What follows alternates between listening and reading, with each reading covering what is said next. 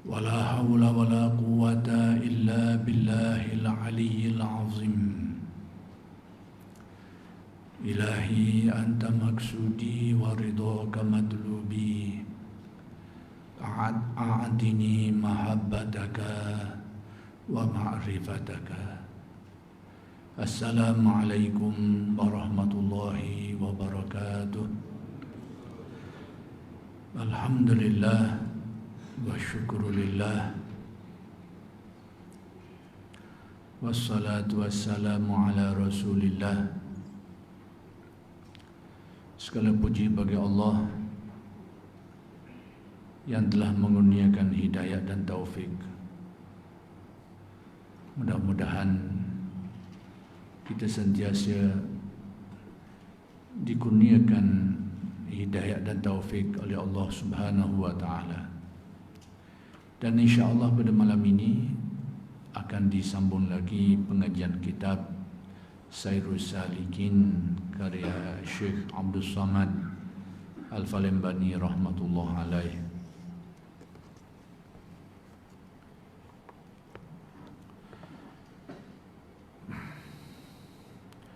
Dan setengah daripadanya, yakni daripada kelakuan atau gelagat orang-orang yang ada di dalam hatinya sifat takabur ini,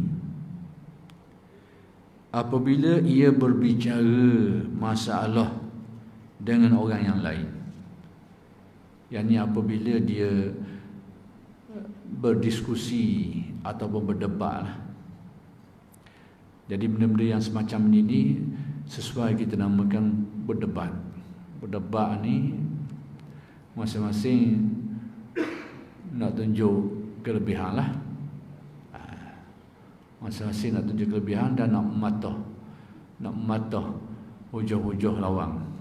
Ini trend perdebatan ni, masing-masing ke mana-mana pun dia akan cuba untuk membetulkan pendapat dia dan menyalahkan pendapat orang. Ada pun munakasyah lain, ia berdiskusi nak tengok betul salah, kuat lemah. Itu gaya orang diskusi. Dia nak tahu, lebih kepada nak tahu, lebih kepada nak memperolehi keyakinan dan pengetahuan terhadap sesuatu. Ada pun berdebat ni, dia lebih kepada nak membenarkan pandangan dia dan menyalahkan pandangan yang lawangnya. Ini ciri perdebatan. Jadi ghalibnya sikap takabur ni menghinggapi orang yang cenderung untuk berdebat ni. Sebab tu Syekh ni kata setengah daripadanya, apabila ia berbicara masalah dengan orang yang lain, dia berdiskusi berdebatlah dengan orang lain, atau ia berbantah-bantah dengan orang yang lain. Sama ada dia berbincang ke atau berbantah, ni berdebatlah dengan orang lain, nescaya tiada ia mahu mengalahkan akan dirinya. Tak boleh mengalah sama sekali, sekalipun jelas kesalahan tu, kata orang tebing, kesilapan tu tebing, tidak akan diterima. Orang berdiskusi ni bila nyata kesalahan dia akulah, dia boleh terima lah atas kesalahan tu. Jadi sikap tu agak lain sikit. Ini dah sekalipun jelas kepincangan, kesalahan pada pendapat atau pendirian dirinya, dia tetap tak akan mengalah.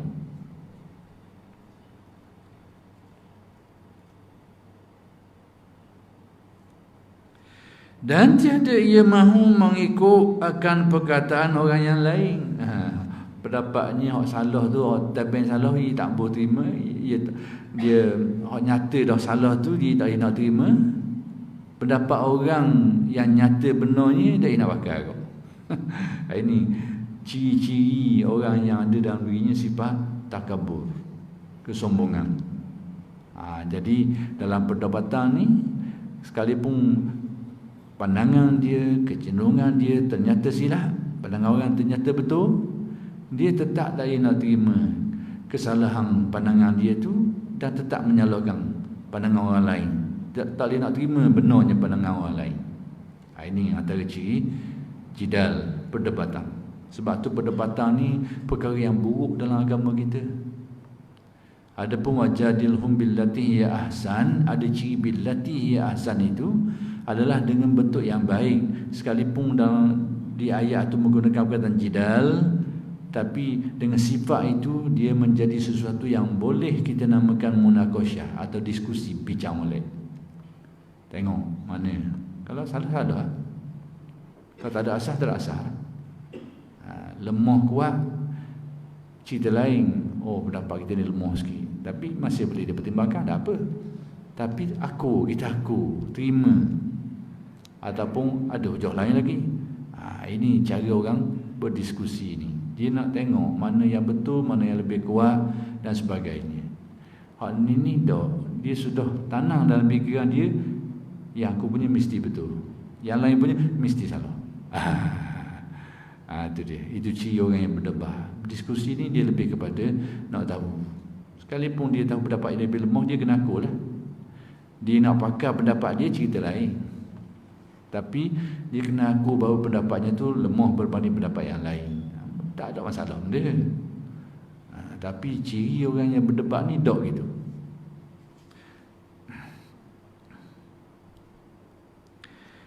Dan jikalau benar perkataan orang yang lain itu sekalipun pandangan orang tu betul, jelas betul, dan dia salah, jelas dia nak terima kesalahan pendapatnya dan betulnya pendapat orang. Ini ciri orang yang jidal, perdebatan yang buruk. Dan di belakang semua ini ada sifat kesombongan, takabur.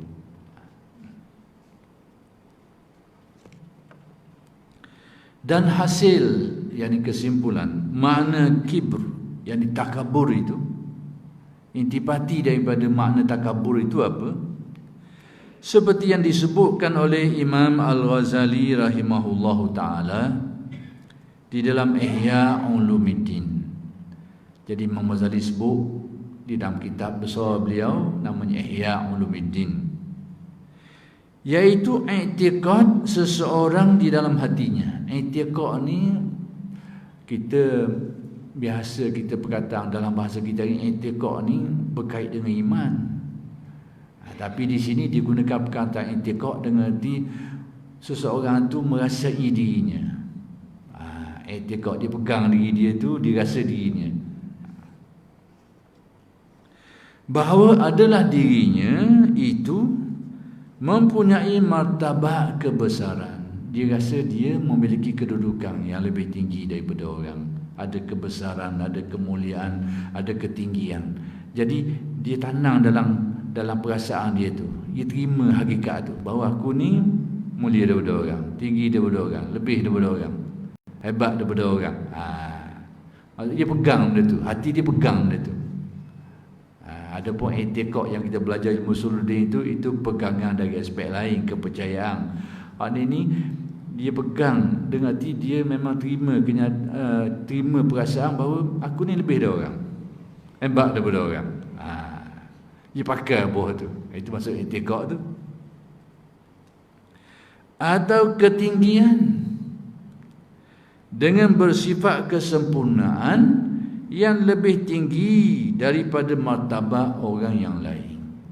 Maksudnya aku memiliki kemuliaan, ketinggian, kehebatan lebih daripada orang lain. Dia terima, dia pakai buah tu.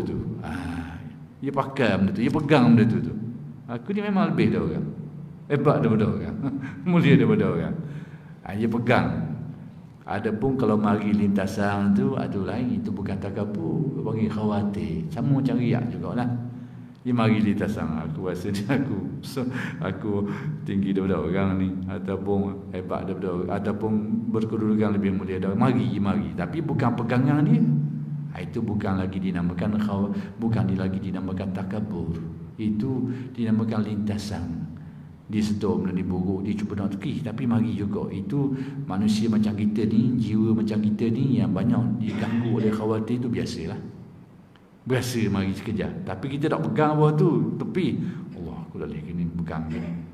Itu bagi khawatir, lintasan. Dia tak takabur lagi. Tapi kalau dia pegang, memang Aku memang lebih daripada orang, mulia daripada orang, tinggi daripada orang. Dia pegang benda tu. Itu takabur.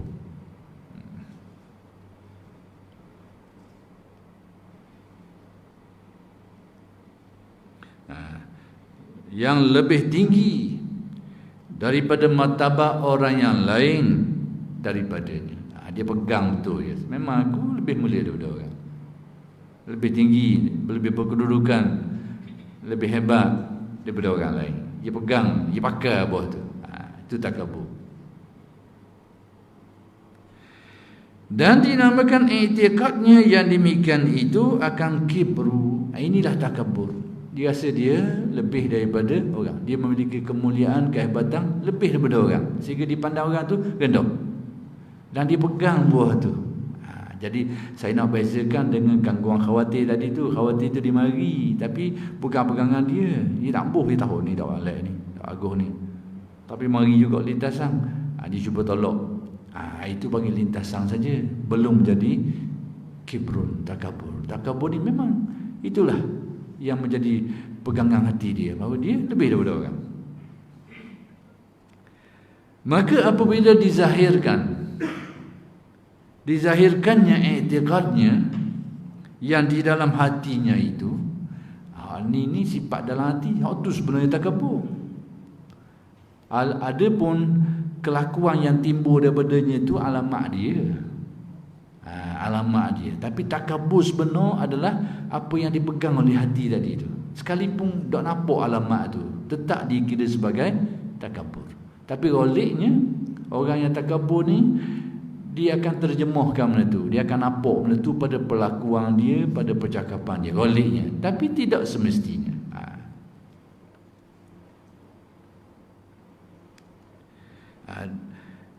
Dizahirkannya i'tiqadnya yang di dalam hatinya itu dengan perbuatan yang zahir, yakni perbuatan yang nyata, yang menunjukkan kibrun, yang menunjukkan adanya sifat takabur dalam hatinya.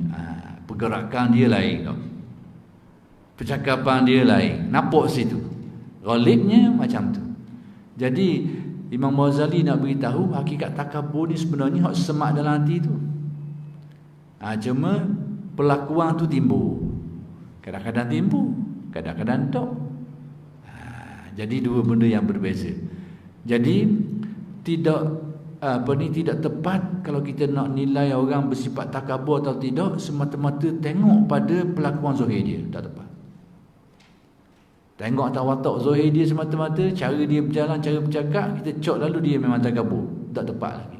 Sebab hakikat takabur tu yang tersemak di dalam hati, cuma ditimbul. Jadi timbul. Dan tidak semestinya orang yang ada kelakuan seperti itu dia adalah bersifat takabur, tidak juga. Sebab apa? Ada kadang-kadang seperti itu menjadi watak orang, watak dia gitu, cara dia cakap gitu, tapi tidaklah ada perasaan tu dalam hati dia. Cuma cara dia cakap pattern tu, cara dia jalan pattern tu. Macam kita ni lain. Tak ada orang jalan balik, ada orang merau ngakak lalu. Bubuh lalu watak jalan. Padahal kadang biasa tak gitu jalan. Tapi bila kita jalan dengan orang besar-besar sikit, jalan tak mudah lalu. Pattern jalan lain tu. Tak ada orang mepesnya jalan macam ada je orang ya. Bubuh lalu watak. Itu dia. Itu benda je. Tapi kalau tak ada orang pun gitu, ada orang pun gitu, itu dia dah gitu. Nak kata apa? Itu bukan. Jadi ini kena tengok.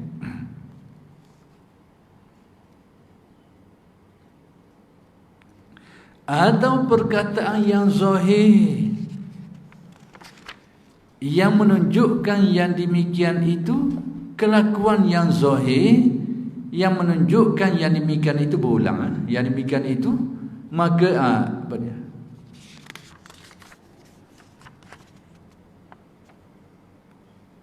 Atau perkataannya zahir yang menunjukkan yang demikian itu, ataupun juga sama ada perbuatan ataupun perkataan dia, percakapan dia.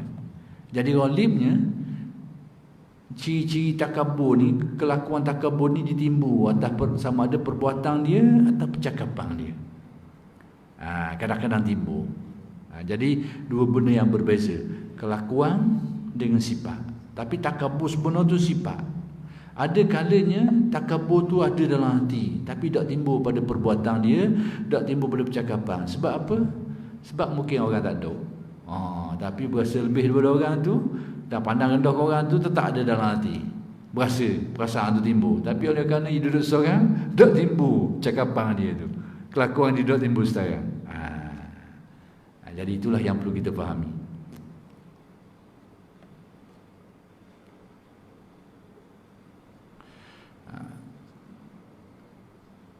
Kelakuan yang zahir yang menunjukkan yang demikian itu, maka dinamakan akan orang itu mutakabbir. Yani bila timbul pelakuan tu atas sifat takabur yang ada, timbul pelakuan watak dia percakapan, maka orang ni dinamakan mutakabbir, orang yang bersifat takabur. Ia ada sifat dalam, lepas tu timbullah gerak percakapan dia, perbuatan dia sebagai terjemahan daripada sifat takaburnya. Jadi orang yang seperti ini lengkap macam mana? Sifat dalam ada, pelakuan pun timbul, dan orang ini dinamakan mutakabbir, yakni orang yang bersifat takabur. Adapun jikalau beriktikad seseorang di dalam hatinya itu, yakni seseorang dia ada dalam hatinya, dipegang oleh hatinya, menjadi perasaan hatinya, bahawa adalah dirinya itu mempunyai martabat kebesaran. Dia ada kedudukan, dia ada kemuliaan, dia ada kehebatan. Dia pegang benda tu, menjadi pegangan hati dia, perasaan hatinya, atau ketinggian, dengan bersifat kesempurnaan, atau mempunyai kebesaran. Tak kira lah, sama, kebesaran, kemuliaan, ketinggian, kehebatan, kealiman, kezuhudan, dia berasa dia ada benda tu. Padahal ia tiada mengiktikadkan menghinakan seseorang di dalam hatinya, tapi dia tak merendah orang. Dia rasa dia je lebih. Aku hebat, aku memang ada kehebatan, aku ni ada kealiman, aku ada kewarakan, kezuhudan, kesolehan, aku ada itu, aku ini, tapi dia tak merendah orang lain. Kalau hak ni gua mana? Maka iaitu dinamakan akan dia ujub. Yang ini orang panggil ujub, bangga diri. Jadi takabur dengan ujub ni dia nak beranak. Bila dia merasai kebesaran dirinya, ketinggian kehebatan dirinya, dan pandang rendah ke orang, pandang remeh ke orang, takabur. Tapi kalau sekadar dia merasa dia ada kehebatan, ada ketinggian, kemuliaan, sekadar tu, tidak remeh ke orang, tak pandang rendah ke orang, ujub. Jadi ujub ni dia dekat-dekat takabur. Takabur ni dia kait dengan orang, dah kait dengan orang jadi ujub. Dua-dua ni buruk belaka, sifat mazmumah belaka. Dan inilah farq, yakni perbezaan antara kibrun, yakni takabur, dan ujub. Jadi bezanya situ. Bila dipandang rendah ke orang atas sifat merasa diri lebih tu, takabur. Tapi kalau dia tak kait dengan orang, dia sendiri memandang merasa mulia dirinya, kehebatan dirinya, ujub. Tapi Ustaz, katakanlah perasaan tu ada pada dia Ustaz, tapi oleh kerana dia keliling dalam masyarakat, dia kata dia seorang, jadi peluang dia untuk mengekspreskan dia punya rasa lebih berawat tak ada, seorang tak ada. Ya. Ada sifat dia tu. Maksud dia seorang yang ujub, ataupun orang tak ada seorang, tapi dalam hati dia tu ada merasa dirinya lebih mulia, kehebatan, dan dia pandang orang dengan kehinaan sekalipun tak ada orang. Tapi dalam hubungan dia dengan orang, dia tengok orang lain tak ada macam aku ni. Orang tak ada seorang depan dia, dia tetap nama takabur. Tapi kalau sekadar dia rasa dia hebat, dia mulia, ada orang ke tak ada orang ke, ujub. Itu beza dia. Tapi dia segi apa, dia segi dia punya jenayah dia tu Ustaz. Sama je. Sama je. Sama. Orang ni dia tak buat pasal tak ada orang, dia memang dia. Ya, tetap ada takabur. Sama je.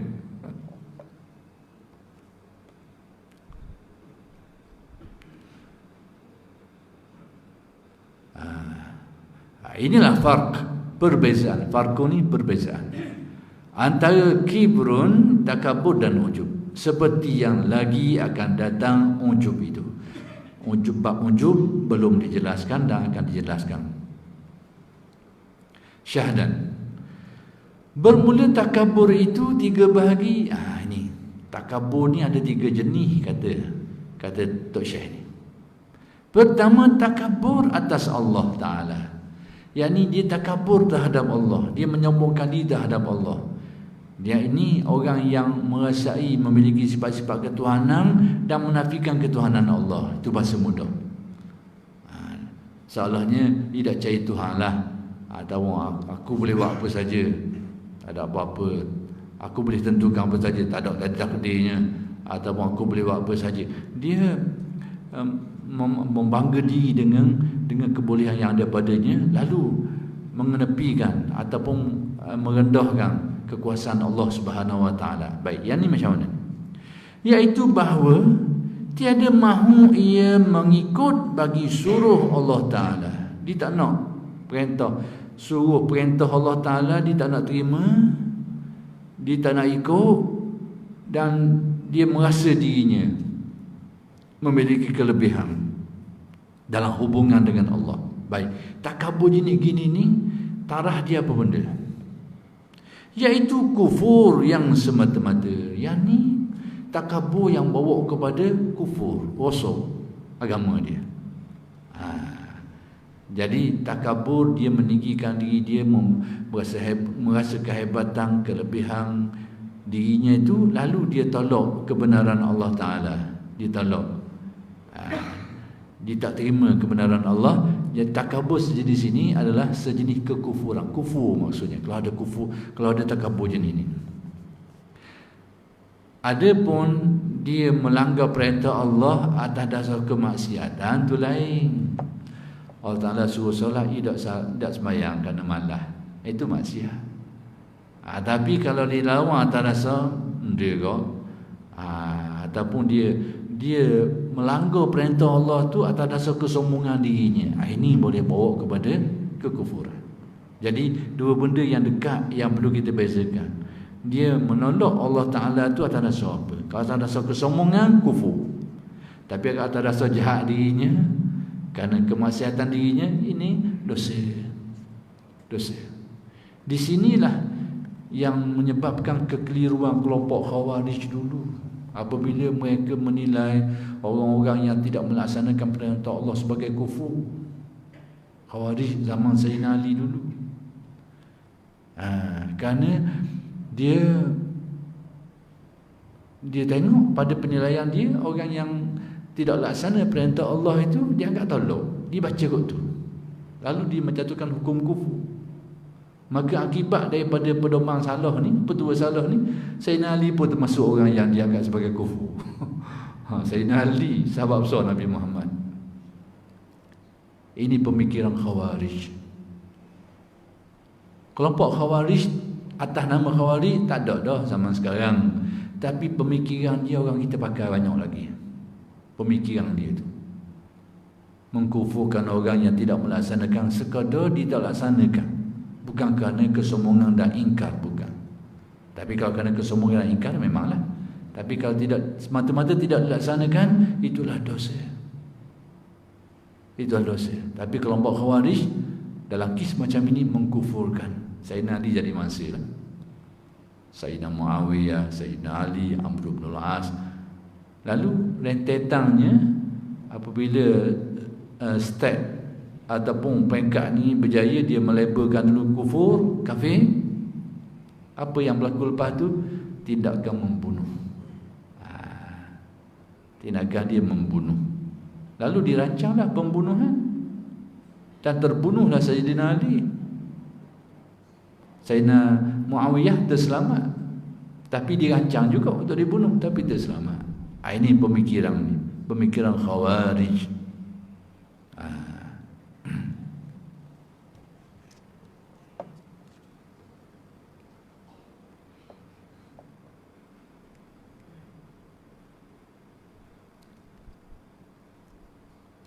Hari ini kita ada sedikit kebimbangan tentang bibit-bibit pemikiran ni. Sebenarnya banyak dah berkembang dalam masyarakat kita, buah-buah Khawarij ni. Tapi trend baru hari ni trend membid'ahkan amalan-amalan yang menjadi khilaf di kalangan ulama. Dibid'ahkan dulu, apabila bid'ah tu mula diterima pakai, dinaik status sikit lagi, dikaitkan dengan kufur pula, syirik dan sebagainya. Step selanjutnya perancangan membunuh dan sebagainya, dan berlaku di negara-negara Islam hari ni. Berlaku di negara Islam. Ni semua ni adalah pattern-pattern Khawarij zaman moden, dan kita kena jaga-jaga. Ustaz, saya pernah dengar satu cerita. Masa zaman Sayyidina Abu Bakar jadi khalifah, ada pokok yang tak mau bayar zakat. Ya. Jadi pokok ni juga diperang, diserang. Ya. Masukkan ke Nabi ke masuk. Ya. Baik. Yang apabila Isu tu macam ni. Isu tu sebenarnya, sebab itu apabila Sayyidina Abu Bakar, Nabi meninggal, ada orang yang tak nak keluar zakat. Sayyidina Abu Bakar nak perang. Sayyidina Umar bantah. Sebab apa Sayyidina Abu bantah? Sayyidina Abu bantah ni ada sebab. Sayyidina Abu Bakar bantah pun ada sebab. Sayyidina Abu Bakar ambil tindakan ni pun ada sebab. Kenapa Sayyidina Umar bantah? Kerana berpegang kepada prinsip bahawa orang yang tidak laksanakan semata-mata tidak kufur. Sebab tu Sayyidina Umar bantah. Tapi rupa-rupanya pandangan Sayyidina Abu Bakar ni lain, dari aspek lain.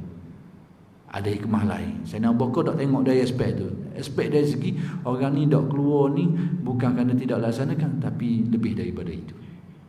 Sebab tu Sayyidina Abu Bakar ambil tindakan lain. Akhir sekali Sayyidina Umar pun aku terima atas. Tapi nak kabarnya atas tindakan Sayyidina Abu Bakar ni, Sayyidina Umar tak setuju. Kenapa? Kerana prinsip yang dipegang, orang yang tak laksanakan syariah semata-mata, dia tidak kufur. Sebab tu Sayyidina Umar bantah. Cuma Sayyidina Abu Bakar bertindak juga kerana aspek lain, atas pandangan, terutamanya pandangan basirah dia tu. Jadi pandang bukan pandang tak laksana, pandang aspek lain. Akhir sekali Sayyidina Umar pun akul tindakan Sayyidina Abu Bakar ni. Tapi saya nak ceritanya kenapa Sayyidina Umar bantah. Sebab dipegang prinsip pegangannya, orang yang tidak laksanakan perintah Allah semata-mata tidak kufur. Itu prinsipnya. Cuma tindakan Abu Bakar ni atas prinsip lain. Orang ni ada hal lain lagi. Ada hal lain lagi.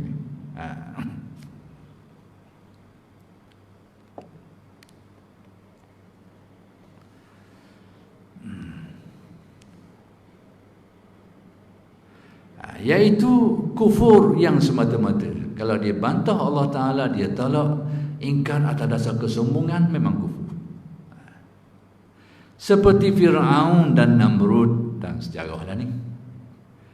Dan sekalian orang yang mendakwa bersifat uluhiyah, yakni orang yang mendakwa memiliki sifat-sifat ketuhanan, yakni merasa diri itu ada sifat-sifat ketuhanan, didakwa, dirasa diri dia. Dan kedua, takabur atas segala rusul, yakni rasul-rasul lah. Rusul ni ejaan Arab jamaknya rusul, yakni rasul-rasul alaihimus salatu wassalam,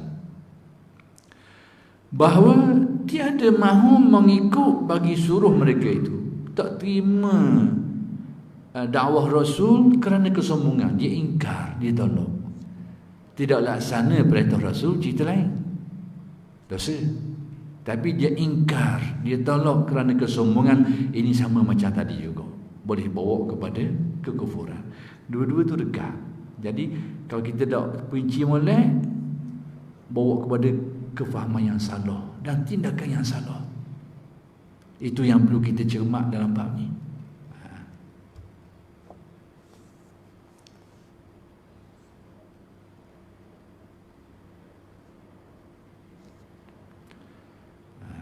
Dan tiada beriman ia, tak percaya, dia ingkar lah. Kalau dia beriman, dia tak buat kerana malah dia lah, kerana nafsu dia, tu cerita lain. Tapi dia ingkar, dia tolak kerana kesombongan, iaitu tidak beriman, tidak percaya. Ini bawa kepada kekufuran.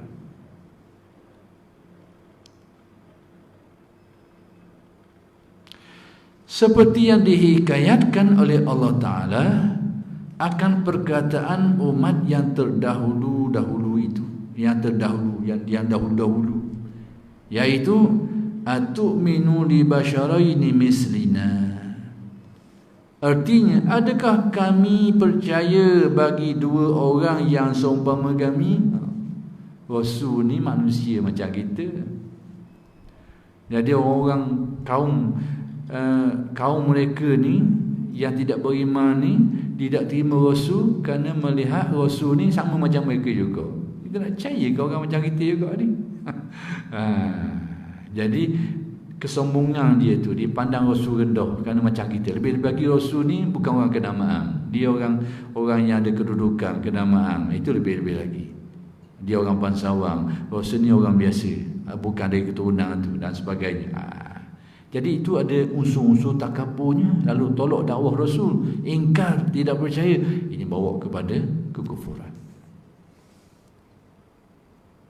Dan seperti firman Allah Ta'ala menghikayatkan mereka itu, mengata bagi Nabi mereka itu, yakni kaum yang terdahulu, umat-umat yang terdahulu, berkata kepada Nabi-Nabi mereka, in antum illa basyarum misluna. Sama macam tadi. Artinya, tiada ada kamu melainkan manusia seperti kami.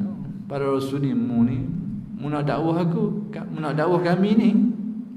Sedangkan kamu ni, para Rasul, macam aku juga, macam kami juga. Tak ada beza. Bahkan dari segi nasab keturunan, kami lebih mulia dari kamu. Dia tolak kerana kesombongan.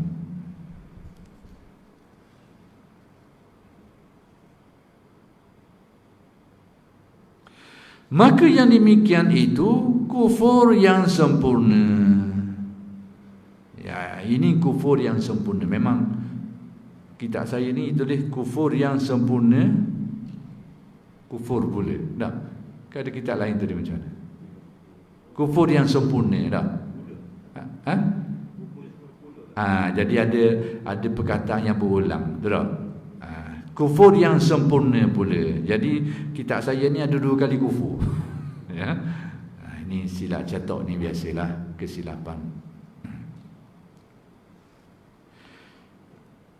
Jadi 2 jenis takabur ni boleh bawa batal iman. Bukan batal iman, tak beriman pun. Kesombongan dia tolak Allah, tolak kebenaran Allah, tolak dakwah Rasul kerana kesombongan, keingkaran, bawa pada kufur. Dan ketiga ni lain sikit, bahawa takabur atas makhluk, takabur terhadap makhluk. Dia rasa dia mulia, dia tinggi, dia hebat, lalu dia merendahkan orang, dia perhambakan orang, perhinakan orang, pandang remehkan orang dan sebagainya. Dan iaitu seperti ia membesarkan dirinya, dia mengangkat diri dia, merasa mulia dirinya, dan menghinakan orang yang lain, pandang rendah ke orang, pandang remeh ke orang, orang yang lain daripadanya, dan menyeru ia akan orang yang lain berkhidmat kepadanya, disuruh orang supaya bekerja kepada dia. Dia upah orang kerja tu lain cerita. Kita ni tokek upah orang kerja. Tak, ni dia membanggakan dirinya, meninggikan dirinya dan memperhambakan orang dengan pandang rendah ke orang. Adapun orang yang usahawan bisnes, dia gaji orang, dia upah orang, itu masalah pekerjaan. Tapi sekiranya ada meh-meh ni, jadi takabur. Dia tokek, dia rasa dia besar, lepas tu dipandang buruh-buruh dia dengan pandang yang hina rendah, jadi lalu. Tapi kalau dia upah atas dasar bekerja, itu tak ada masalah. Tengok mana keadaan. Dan menyuruh ia akan orang yang lain tawaduk kepadanya, disuruh orang merendah diri ke dia, diangkat diri dia, dia rasa besar diri dia, disuruh orang supaya hormat, pandang rendah ke dia, dia pandang rendah ke orang tu. Ini adalah hal-hal yang bersifat takabur jenis ketiga ni, yakni merendahkan dirinya kepadanya. Dan segala yang demikian itu haram. Beza dengan hak tadi tu, hak tadi kufur. yang ini haram. Berdosa lah. Kerana sifat ni sifat yang mazmumah, sifat yang buruk, haram. Lagi berkehendak ia mensekutui akan kebesaran Allah Ta'ala. Seolah-olahnya dia nak ambil sebahagian daripada sifat-sifat yang layak bagi Allah.